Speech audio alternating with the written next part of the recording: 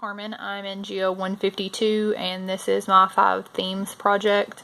The title is Temple Mount and the Holy City of Jerusalem, and I'm going to discuss the dispute between the multiple religions over the rightful ownership of the city. Temple Mount is considered one of the holiest sites on earth. Jews, Christians, and Muslims have all deemed Jerusalem a holy city, and specifically Temple Mount a holy place within the city. It has been important to all 3 religions for an extremely long time. A lot of their foundations are based upon it, and that's why it's such a conflict over who is the rightful owner. Place is the theme of geography, which I chose to relate this article to, or this issue to.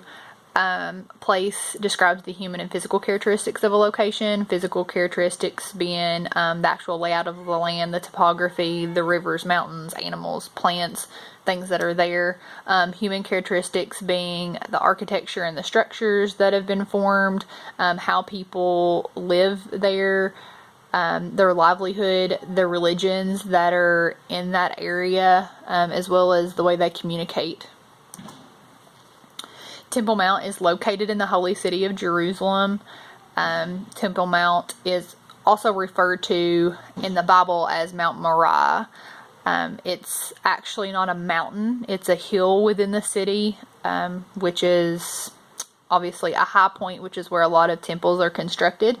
Temple Mount isn't one specific location, it's an actual group of structures that's located within Jerusalem. It's believed by Christians that Temple Mount, also known as Mount Moriah, was the place where Abraham took his son Isaac to be sacrificed. That's referenced in the Old Testament.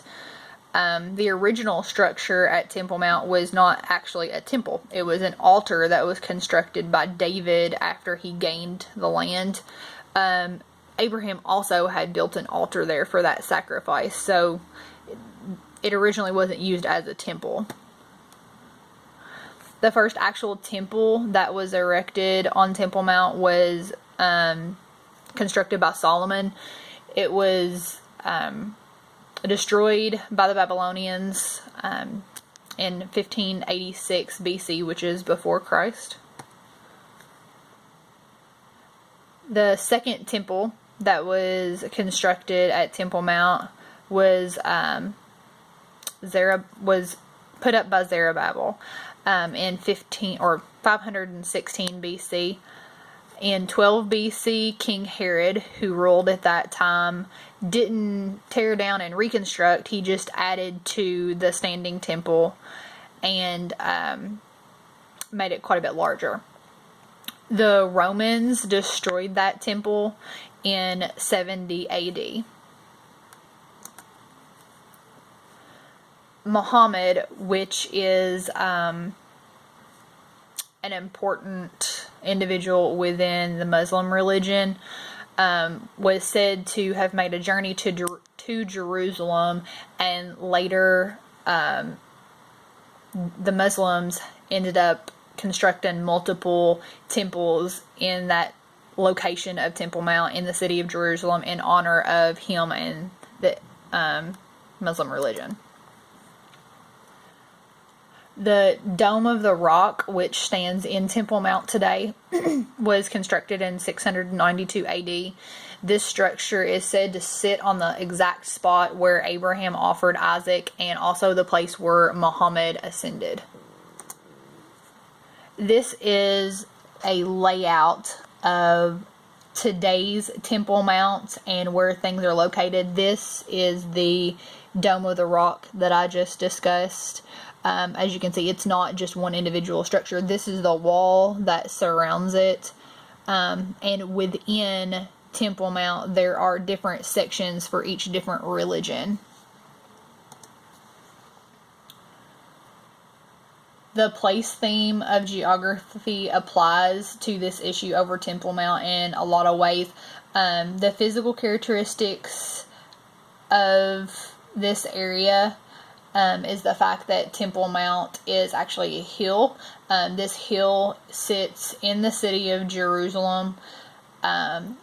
It's close to a lot of rivers and other mounts that have been well documented within religions over the years. I'll talk about some of those later on.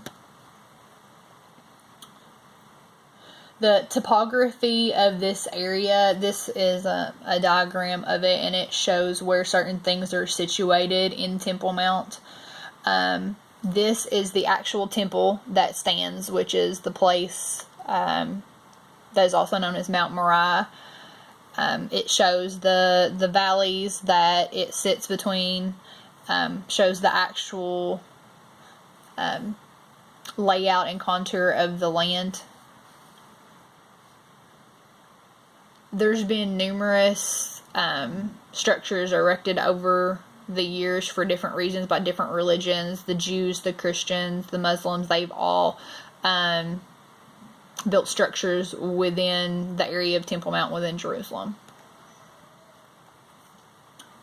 Today, Temple Mount is managed by an Islamic committee, and Israel provides security, but it strictly upholds the decisions of the committee, of the Islamic committee that decides things.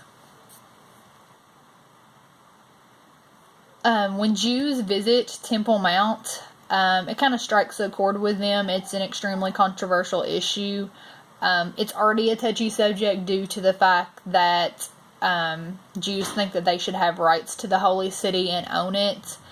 But due to the current situation there and the current ownership, the Islam committee has put a strict no Muslim prayer law. So whenever Jews go to visit the holy city and the temple, they're prohibited from prayer of any kind in their own religion while they're there. So it's kind of like adding insult to injury.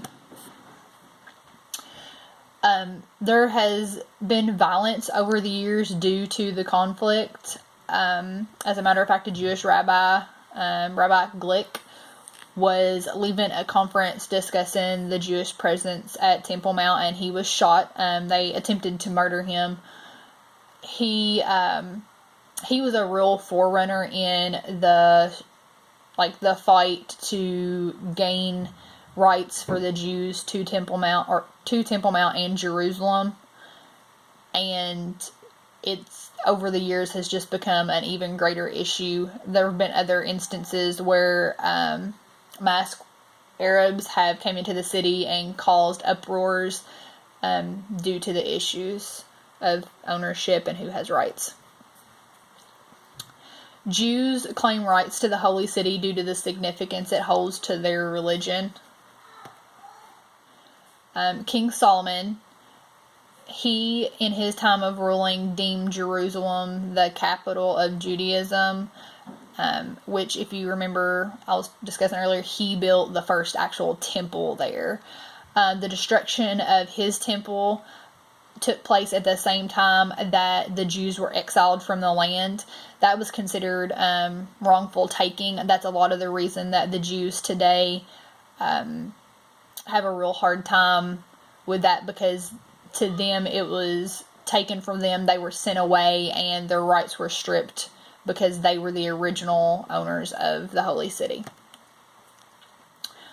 Muslims claim that they have a right to Jerusalem and the temple also due to the significance it holds in their religion. Muslims consider Jerusalem, specifically the area of Temple Mount, holy because, like I said earlier, Muhammad had traveled there from Mecca on his journey, and that's where him and his followers prayed. It's also known in Islam to be associated with where Muhammad ascended on his journey to heaven. Jerusalem was also recognized as the capital of Caliphate by the first, I'm not really sure how to pronounce this, Umayyad Caliph Muawiyah, which replaced Damascus. That was the original capital.